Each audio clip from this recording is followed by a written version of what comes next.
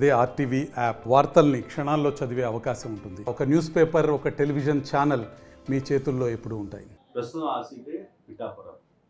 కారణం అక్కడ పవన్ కళ్యాణ్ పోటీ చేస్తుంటే పవన్ కళ్యాణ్ని ఓడించి తీరుతానని మాజీ మంత్రి, మాజీ ఎంపీగా పనిచేశారు వంగా గీత. ఇక్కడ ఎమ్మెల్యేగా కొనసాగారు. వంగా గీత ఖచ్చితంగా పవన్ కళ్యాణ్ సంగతి ఏదో తెలుస్తుంది. ప్రస్తుతం మనతో వంగా గీత ఉన్నారు, మాట్లాడే ప్రయత్నం చేద్దాం. మేడం నమస్తే. ఏంటి మేడం, ఒక్కసారి మీరు ఊహించారా నిజంగానే పవన్ కళ్యాణ్ లాంటి వ్యక్తికి మీరు పోటీ పడాల్సి వస్తుంది అని ఎప్పుడైనా ఊహించారా? అది ఊహించడానికి పెద్ద మాకు చర్చే ఉంటుంది. పొలిటికల్గా పోటీకి నిలబడతాం. నా పార్టీ తరఫున మా జగన్ గారు నన్ను నిలబెట్టారు.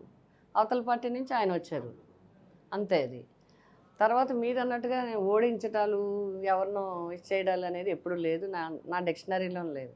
నేను గెలుస్తాను.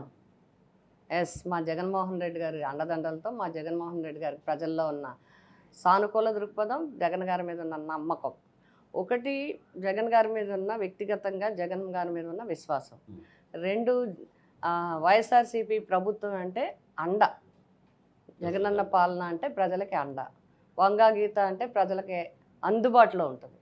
ఏ పని చెప్పినా చేస్తుంది. ఎప్పుడు పిలిస్తే అప్పుడు వస్తారు, ఎప్పుడు మేము వెళ్తే అప్పుడు తలుపు తీస్తారు, ఎప్పుడు వెళ్ళినా పలకరిస్తారు. అది టైంతో సంబంధం లేదు, మధ్యలో సిఫార్సులు అవసరం లేదు, ఎవరు ప్రమేయాలు తీసుకురావాల్సిన డైరెక్ట్గా ఎవరైనా రావచ్చు.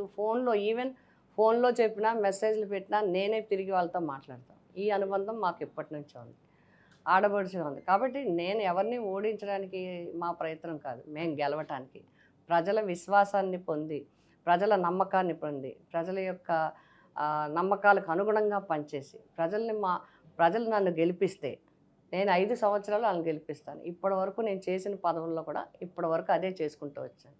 నన్ను జిల్లా పరిషత్గా చైర్మన్గా చేశారు. 5 సంవత్సరాలు నేను 100కి 100% జిల్లా పరిషత్ చైర్మన్గా పూర్తిగా న్యాయం చేశాను. జిల్లా అంతటా 21 నియోజకవర్గాల నుంచి చేసుకుంటూ వచ్చాం. నెక్స్ట్ ఎంపీ రాజ్యసభ, రాష్ట్రం అంతా తిరిగాను, దేశం అంతా తిరిగాను. అలాగే మా నియోజకవర్గాలన్నీ తిరిగాము. ఈ జిల్లాలో ఉండే నియోజకవర్గాలు, పిఠాపురం నియోజకవర్గంతో చాలా అనుబంధం. వరల్డ్ స్కూల్స్ కానీ, హాస్పిటల్స్ కానీ ఇవన్నీ బాగు చేయించడానికి నిధులు ఇవ్వటం జరిగింది. అట్లాగే మళ్ళీ నెక్స్ట్ ఎమ్మెల్యే చేశాను. ఎమ్మెల్యే చేస్తే ఇంకా మొత్తం అన్నీ కట్టిపెట్టి ఓన్లీ పిఠాపురం కాన్స్టిట్యున్సీ స్టేటస్ పెంచే విధంగా చేశాను. ఈ అన్ని రకాల ఇన్ఫ్రాస్ట్రక్చర్ ఏర్పాటుకు నేను కృషి చేశాను. ప్రజలందరికీ, అన్ని వర్గాల ప్రజలందరికీ కూడా అందులో హెరాస్మెంట్ ఉండదు. మన దగ్గర అంత ఫ్రీగా ఉండొచ్చు. ఎవరైనా వ్యాపారస్తుడు కావచ్చు, వ్యవసాయదారుడు కావచ్చు, ఇంకెవరైనా కావచ్చు, ఏ వర్గమైనా, పేదవాడైనా, గొప్పవాడైనా, మధ్యతరగతి ఎంప్లాయర్ అయినా, ఎవరైనా సరే, పని ఒక్కటే తప్ప ఇంకొక హెరాస్మెంటు, కక్ష సాధింపు చర్యలు, లేకపోతే వేరే ప్రలోభాలు ఇలాంటివి ఎప్పుడు కూడా వంగా గీత దగ్గర లేవు. వంగా గీత దగ్గర యాక్సెస్ ఉంది కాబట్టి అవతల పవన్ కళ్యాణ్ లాంటి వ్యక్తి ఉన్నా కూడా స్టిల్ మీరు పబ్లిక్లో మీ యాక్సెస్ విపరీతంగా కనపడుతున్న పరిస్థితి. మీరు ఎంపీగా ఉన్నప్పుడు కూడా కోవిడ్ టైంలో మీరు చేసిన ఎఫెక్ట్ స్టిల్ ఆ రోజులు కూడా మేము మీతో మాట్లాడిన పరిస్థితులు గుర్తున్నాయి. సో ఆ ఎఫెక్ట్, అటువంటి ఎఫెక్ట్స్ ఇప్పుడు పిఠాపురానికి సంబంధించి రేపు జరగబోతున్న ప్రజలకి, లేదు అక్కడ పవన్ కళ్యాణ్ని ఎదుర్కొనే దానికోసం మీరు ఏదైనా ఒక మేనిఫెస్టో కావచ్చు, లేదు పిఠాపురం ప్రజలకి మీరు చెప్పాలనుకుంటే ఏం చెప్తారు? ఎందుకంటే ప్రజలకి నేను చెప్తే కానీ చెయ్యనని కానీ, లేకపోతే గీత గారికి ఏం తెలియదని కానీ లేదు, వాళ్ళకి నమ్మకం ఉంది. మనం గెలిపించి వదిలితే ఆవిడ అన్నీ చేసుకుంటారు మన తరపున అనే సంపూర్ణ విశ్వాసం ప్రజలకు ఉంది. అది నాకు తెలుసు. మా ఆడబడుచు ఆవిడకి ఓటేయడం ఒకటే పని, మిగతా అన్నీ ఆవిడే చూసుకుంటారంటారు. ఎందుకు అంటే వాళ్ళకి ఆ నమ్మకం నేను అట్లా ఇప్పటి వరకు చేయగలిగాను. రెండోది, ఇక్కడ ఉన్నాయి సమస్యలు, లేవని నేను అన్నాను. చిన్న సమస్యలు చాలా ఉంటాయి. అవన్నీ గ్రామాల డెవలప్మెంట్ కావచ్చు, ఇవన్నీ. అవి కాకుండా పెద్ద సమస్యలు ఉన్నాయి. ఒకటి ఏలేరుకు సంబంధించిన సమస్య. ఏలేరు సమస్య సెకండ్ ఫేజు మనం చేయాల్సిన అవసరం ఉంది. అది 2014 నుంచి కూడా దాన్ని ఏమీ ముందుకు సాగలేదు. డెఫినెట్గా నేను ముఖ్యమంత్రి గారి సపోర్ట్తో నేను అది చేయిస్తాను. ఈ తీర ప్రాంతం ఒకటి ఉంది. తర్వాత ఆల్రెడీ ఇప్పటికి నేను ఎడ్యుకేషన్ పరంగా జిల్లా స్థాయి నుంచి, రాష్ట్ర స్థాయి నుంచి, దేశ స్థాయి వరకు ఎడ్యుకేషన్ ఇన్స్టిట్యూషన్స్ నేను తెచ్చాను.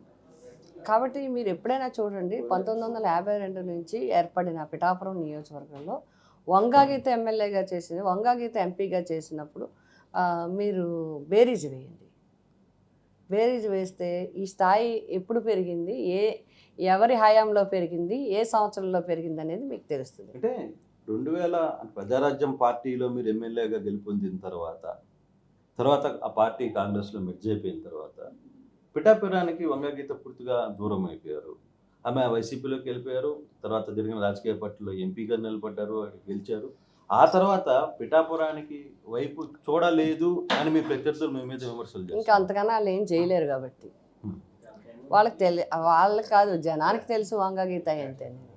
నేను 2009లో ఎన్నికైనా కూడా 2012 వరకు మేము ప్రతిపక్షంలో ఉన్నాం. తీవ్రమైన వ్యతిరేకతని ఎదుర్కొని కూడా ప్రభుత్వంతో పోరాడాం. 2012లో మా ప్రభుత్వంలో కలిసింది, కాంగ్రెస్లో కలిసింది. 2012 అవి పూర్తయి 13 వచ్చేటప్పటికి 13 మధ్యకి వచ్చేటప్పటికి ఇంకా సంవత్సరంన్నర కూడా అవ్వలేదు. మేము కొన్ని కార్యక్రమాలు తీసుకునే లోపలనే సమైక్యాంధ్ర ఉద్యమం వచ్చేసి స్టేట్ డివిజన్ అయిపోవటం, అయిపోవడం, మేము ఏం చేయడానికి అవకాశం లేదు.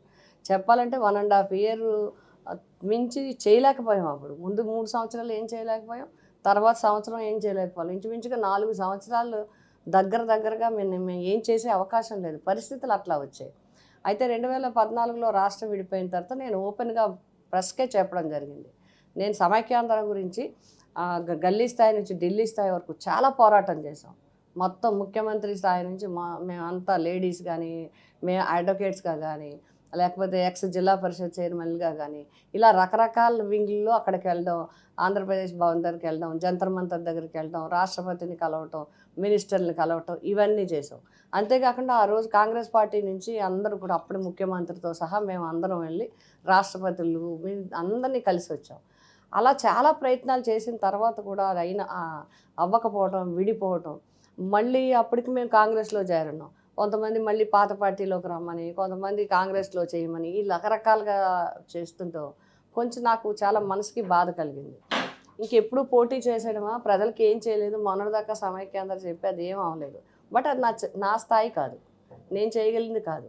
బట్ నేను చేయగలిగింది ఒకటే, ఈ 5 సంవత్సరాలు నేను పొలిటికల్గా ఉండకుండా ఉండాలి. అంతే తప్ప ప్రజలకి దగ్గరగా ఉంటాను, ప్రజల అవసరాల దగ్గరగా ఉంటాను, సుఖం పిలిస్తే వస్తాను, కష్టం తెలిస్తే వస్తాను అని చెప్పి 5 సంవత్సరాలు కూడా 5 సంవత్సరాల మధ్యలో కొద్ది రోజులు కొంత ఇబ్బంది వల్ల, హెల్త్ ఇష్యూ వల్ల నేను రాలేకపోయాను. కానీ దాన్ని ఒక పెద్ద ఇష్యూ కింద చేసుకుని, దాన్ని ఒక పెద్ద క్రియేట్ చేసి, వంగగీత మీద చెప్పడానికి ఏమి లేదు కాబట్టి ఆవిడ అప్పుడు కనపడలేదు, ఈవిడ ఇప్పుడు కనపడలేదు అని చెప్పే పరిస్థితి.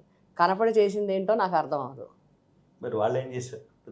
అందుకే చెప్తున్నాను, నేను అభివృద్ధి చూడమంటున్నాను. విమర్శలు అనవసరం, ఎందుకంటే అది వ్యాలిడ్ లేని విమర్శలు అయ్యి దానికి మళ్ళీ కౌంటర్ ఇవ్వడం, దానికి పెద్ద మళ్ళీ దాన్ని స్పందించడం, ఇవన్నీ అనవసరం. మీరేం చేశారు, నేనేం చేశానో చెప్తే తెలుస్తుంది. అది చూడమంటున్నాను. ఎవరు ఏ పని చేశారు, ఎవరు ఏ డెవలప్మెంట్ చేశారు, ఎవరు ప్రజలకు దగ్గరగా ఉన్నారు, ఎవరు ప్రజల నమ్మకాన్ని, విశ్వాసాన్ని పొందారు, ఇది చాలు. ఇంకంత వ్యక్తిగతంగా ఇంకొక రకంగా మాట్లాడటం అనేది అనవసరం. కానీ నాగబాబు లాంటి వ్యక్తులు ఒక సీరియస్ ఎలిగేషన్ అయితే చేస్తున్నారు. మీరు పిఠాపురంలో కడప నుంచి గూండాలను తీసుకొని వస్తున్నారు, దౌర్జన్యాలను తీసుకొని వస్తున్నారు, జనసేన నాయకుల మీద, జనసేన కార్యకర్తల మీద దాడులు చేయాలని ఒక ప్రయత్నం చేస్తున్నారు అనేది నిజమైన అటువంటి ఏమైనా ప్రయత్నాలు జరుగుతున్నాయా? అంటే ప్రొవోక్ చేయాలని చూస్తున్నారు, రావట్లేదు. ప్రజల నుంచి స్పందన రావాలా? ఎందుకు వస్తుంది? జగన్మోహన్ రెడ్డి గారు అన్నీ చేస్తుంటే ప్రజల నుంచి స్పందన రావాలి. ఏమైనా ఇచ్చిన క్యాండిడేట్ ఏమైనా ఇబ్బందికరం అయితే మీకు ఏ స్పందన రాక అక్కడి నుంచి వచ్చింది, అసలు బయట నుంచి వచ్చింది ఎవరు? ఇక్కడ బయట నుంచి వచ్చింది ఎవరు? మేమా వాళ్ళ? ఇప్పుడు ఈరోజు మొత్తం జిల్లా మొత్తం మీద ఇంచుమించుగా మన ఈ జిల్లాలో 3 నియోజకవర్గాల్లో వేసి వాళ్ళు జీఆర్టీ కానీ ఇంకొకటి కానీ కాకినాడ హోటల్స్ మొత్తం, ఇక్కడ కూడా పిఠాపురంలో హోటల్స్ నిండా నిండిపోయి ఉన్నది ఎవరు చెప్పమనండి. కడప ఎందుకు వస్తారు? మీరు చూపించమనండి. కడప నుంచి ఎవరు వస్తారు? వస్తే ఎవరైనా చేయడానికి వస్తే కార్యకర్తలు వస్తారు. మీకు ఎలాగ మొత్తం టెలిసినీ యాక్టర్స్ కానీ, చిబ్బులు తెరలు కానీ, సంగీత విద్వాంసులు కానీ రకరకాలు, నేను రావడం తప్పు పట్టట్లేదు, ఎవరికి ప్రచారం చేయడానికి వస్తారు. బట్ మీ వచ్చేవాళ్ళు అందరూ మీకేమో బయట నుంచి వస్తున్నారు, మాకు వచ్చేవాళ్ళు అందరూ మా చుట్టుపక్కల వాళ్ళు అందరూ వస్తారు, పార్టీకి చేసిన వాళ్ళు వస్తారు, పార్టీ మనుషులు వస్తారు. నాకు తెలుసుంటే నిన్నే చెప్తున్నారు, కాకినాడ హోటల్స్లో మొత్తం 3 హోటల్స్ నిండా ఎన్ఆర్ఐస్ నిండిపోయారు. First మరి వాళ్ళు school. ఎవరు? మా దగ్గరికి వచ్చిన వాళ్ళు గోండాలు, మీ దగ్గరికి వచ్చిన వాళ్ళు ఎన్ఆర్ఐలా? ఇది తప్పు కదా, ఇది లెక్కలు తెలియవా? కాకినాడ సీసీటీవీలు, ఏ సీసీటీవీలైనా చూసుకోండి, ఎవరి కార్లు తిరుగుతున్నాయి, ఎవరు బయట మనుషులు తిరుగుతున్నారు ఏంటి అనేది మనకు అందరికీ తెలిసిపోతుంది. కాబట్టి మీరు చేస్తూ ఎదటోళ్ళకి అంటగట్టాలని చూడటం అనేది చాలా పొరపాటు. రెండోది, ఏదో ఎమోషనల్గా దాన్ని ఇలాగ కొట్టేస్తున్నారు, మమ్మల్ని చంపేస్తున్నారంటే ఈ పాపం అమాయకంగా ఈ యూత్ అందరూ కాదు అలాగని అంటే మీ ఉద్దేశం ఏంటంటే ఒక పక్క బ్లేడ్ చేస్తున్నారని చెప్పి ఈ నియోజకవర్గాన్ని క్రిమినల్ నియోజకవర్గం చూపించాలన్నా, అదే కదా ఒక చక్క చెప్తున్నాడు. ఒక నాతో పక్క గుళ్ళు బద్దలు నాతో బ్లేడ్లతో దాడులు కూడా చేస్తున్నారు, ఏది నాకంతా కంప్లైంట్ గాయాలు ఏది? అవుతున్నాయి. కంప్లైంట్ ఏది? ఎమ్మెల్సీ ఏది? ఏది? ఇవన్నీ ఏంటంటే ఇక్కడ పిఠాపురం నియోజకవర్గ ఒక వాతావరణాలు. మంచి వాతావరణం. పిఠాపురం నియోజకవర్గం అంటే బెస్ట్ నియోజకవర్గం. ఇక్కడ ఎవరు ప్రశాంతంగా ఉంటారు. అటువంటి నియోజకవర్గాన్ని మీరు అక్కర్లేని మీ ఓట్ల కోసం, మీ ఎలక్షన్ కోసం, మీరు నెగ్గాలని అనుకోవటం కోసం ఇక్కడ చేయడం ఎందుకు అట్లాగా? ఎమోషనల్గా పిల్లల్ని రెచ్చగొడతారా? ఎమోషనల్గా మతాలు రెచ్చగొడతారా? ఎమోషనల్గా క్రిమినల్స్ రెచ్చగొడతారా? ఎమోషనల్గా ఎవరు లేనిది కడప వాళ్ళు ఉన్నారు, వాళ్ళు ఉన్నారు, వీళ్ళు ఉన్నారు చెప్తారు. అసలు బయట నుంచి అన్ని తెలంగాణ వాళ్ళ దగ్గర నుంచి, కర్ణాటక దగ్గర నుంచి, చెన్నై వాళ్ళ దగ్గర నుంచి మొదలు పెడితే అన్ని రాష్ట్రాల వాళ్ళు ఇక్కడే ఉన్నారు. మరి దానికేమంటారు? ఇది చాలా తప్పు, ఇది తప్పుడు రాజకీయం. అంటే బేసిక్గా మీరు కూడా 5 మండలాలకి 5 మంది ఇన్ఛార్జీలు ఇచ్చారు. పవన్ కళ్యాణ్ని అష్టదిగ్బంధనం ఏది చేస్తున్నారు. అసలు వేస్ట్, అది ఒట్టిదండి కల్పితం. ఇప్పుడు బేసిక్గా ఆయన కూడా డైరెక్ట్ గా చెప్తున్నట్టుగా మీరు ఒక్కొక్క మండలానికి ఒక ఇన్ఛార్జిని అయితే పెట్టింది వాస్తవం కదా? ఎక్కడా పెట్టలేదు. వాళ్ళు ఎవరు పని చేయట్లేదా? ఎవరు చెప్పండి? ద్వారకా చంద్రశేఖర్ రెడ్డి గారు, చంద్రశేఖర్ రెడ్డి గారు ఒక్కసారి కూడా రాలేదు. లేకపోతే అదే చెప్తున్నానండి, వాళ్ళే క్రియేట్ చేసేస్తున్నారు అంతా. వాళ్ళే అంత రాంగ్ మెసేజ్ బుర్రలో రాంగ్ పెట్టేస్తున్నారు. ఎవరు రాలేదు. చంద్రశేఖర్ రెడ్డి గారు ఒక్కసారి కూడా రాలేదు. కన్నబాబు గారు అయితే ఒకసారి ఆయన పార్టీ అధ్యక్షుడు అయినప్పటికీ కూడా ఆయన ఎలక్షన్ ఆయన ఉన్నారు, ఆయన బిజీగా ఉన్నారు. ఆయన అందరికీ ఎండాకాలం పొద్దున్నంత టైం వేస్ట్ అయిపోతుంది. రాత్రి ఒక్క పూటలో చేయాలి అనుకుంటే చాలా హెక్టిక్గా ఉంది, చేయలేము. దాడిశెట్టి రాజా గారు ఒక్కసారి మాకు వాళ్ళకి కామన్ ఫిషర్మెన్ మీటింగ్ ఉంది కాబట్టి ఆ మీటింగ్ చెప్పి వెళ్ళారు. అంతకు మించి ఆయన రాలేదు. మిథున్ రెడ్డి గారు ఎప్పుడు వచ్చారు? మన సీఎం గారు వచ్చినప్పుడు ఆ సీఎం గారి దగ్గరికి వచ్చారు. తర్వాత ఆయన ఎలక్షన్లో ఆయన ఉన్నారు, ఆయన జిల్లా ఎలక్షన్ ఆయన ఉన్నారు. ఎవరి కాళ్ళు ఉన్నారు, కావాలని ఎలా వచ్చేసారు? అంటే మమ్మల్ని ఏదో బంధించేస్తున్నట్టు, అంటే సెల్ఫ్ క్రియేటెడ్ చేసేసుకుని దాన్ని ప్రజల మీద రుద్దేసి పిఠాపురం ప్రజల్ని బయట వాళ్ళు ఎవరినో రెచ్చగొట్టేసినట్టు రెచ్చగొట్టేస్తే యూత్ అంతా వెళ్ళిపోయి కొట్టేసుకుని వాళ్ళు చేసుకుని ఇక్కడ ఏదో గలాటా చేసేసి ఒకవైపు ఏదో సింపతి పెరిగిపోతుందని చూస్తున్నారు. ఇవన్నీ సింపతి కోసం ట్రై చేస్తారు అంతే, అంతకు మించి ఏం లేదు. అంటే ఫైనల్గా బేసిక్గా ఇప్పటికీ మీకున్న సిచ్యువేషన్లో మీకు హోప్స్ ఉన్నాయి అంటే 1,00,000 మెజార్టీ అని చెప్తున్నారు పవన్ కళ్యాణ్. నిజంగా అంత మెజార్టీ సాధించే పరిస్థితి ఇక్కడ కనపడుతుంది? పరిస్థితి కనబడుతుందా అంటే 1,00,000 చెప్తున్నారు, బ్లేడ్లు అంటున్నారు, 1,00,000 చెప్తున్నారు, గుళ్ళు పగలు కొట్టేస్తున్నారు, 1,00,000 చెప్తున్నారు అంటారు, గోండాలు వచ్చారంటారు, 1,00,000 చెప్తున్నారు, టీవీ సీరియల్ తారలందరినీ తిప్పుతున్నారు, 1,00,000 చెప్తున్నారు, జబర్దస్త్ టీం అంటున్నారు, 1,00,000 చెప్తున్నారు, అంత్యాక్షరి టీం అంటున్నారు, 1,00,000 చెప్తున్నారు, ఇంకా వాళ్ళు ఎవరో వస్తున్నారు, 1,00,000 చెప్తున్నారు, మొత్తం స్టార్స్ అందరూ వస్తున్నారు. మరి 1,00,000 ఉన్నప్పుడు ఇవన్నీ ఎందుకు? ఆయనే పవర్ స్టార్, ఆయన ఒక పార్టీ ప్రెసిడెంట్, మామూలు వ్యక్తి కాదు ఆయన. కానీ మీ ఎప్పుడైనా అనిపించిందండి నిజంగానే, అంటే చిరంజీవి ఫ్యామిలీతో ఉన్న బాండింగ్ మీకు కొంచెం దగ్గర బాండింగ్ ఉండేది కదా, మేము అంతా చూసినాను. సో ఆ బాండింగ్లో ఇప్పుడు పవన్ కళ్యాణ్ని విమర్శించాల్సిన పరిస్థితి వస్తుందని ఎప్పుడైనా వంగగీత ఊహించారా? నేను పవన్ కళ్యాణ్ గారిని ఏం విమర్శించలేదు, నేను ఎవరిని వ్యక్తిగతంగా విమర్శించాను. వ్యక్తిగతంగా విషయము మాట్లాడతాం. అయితే ఇప్పుడు ఇక్కడ వీళ్ళ మీద ఫైట్ చేయవలసి వస్తుందా, వాళ్ళ మీద ఫైట్ చేయవలసి వస్తుందా అంటే అలా ఎలా చెప్పగలం? రాజకీయాల్లో ఏం కాదు. ఇందిరాగాంధీ, మేనకా గాంధీ ఇద్దరు అత్త కోడళ్ళు వేరువేరుగా పోటీ చేసుకున్నారు, 2 పార్టీలు. మేనకా గాంధీ, సోనియా గాంధీ వేరువేరుగా పోటీ చేసుకున్నారు. అలా భార్యాభర్తలు కూడా పోటీ చేసుకున్న వాళ్ళు ఉన్నారు. అంటే ఇంక ఈ రాజకీయాల్లో అలా ఏం ఉండదు. వచ్చిన తర్వాత చేయటం, వచ్చిన తర్వాత పోటీ చేయడం, గెలవటానికి ప్రయత్నించడం. అంటే ఫైనల్గా నేను చెప్పేది ఒక్కటే, వైసీపీ బలంగా ఉంది. జగన్మోహన్ రెడ్డి గారి నాయకత్వం మీద అందరికీ విశ్వాసం ఉంది, నమ్మకం ఉంది. ఇక్కడ పిఠాపురం నియోజకవర్గాల్లో వైసీపీకి అందరూ సపోర్ట్ చేస్తారు. కులాలకు అతీతంగా, మతాలకు అతీతంగా, వర్గాలకు అతీతంగా, ప్రాంతాలకు అతీతంగా 2 మున్సిపాలిటీలు, 3 మండలాలు కలిపి వైసీపీకి సపోర్ట్ చేస్తారు. పిఠాపురం నియోజకవర్గంలో వైసీపీయే గెలుస్తుంది.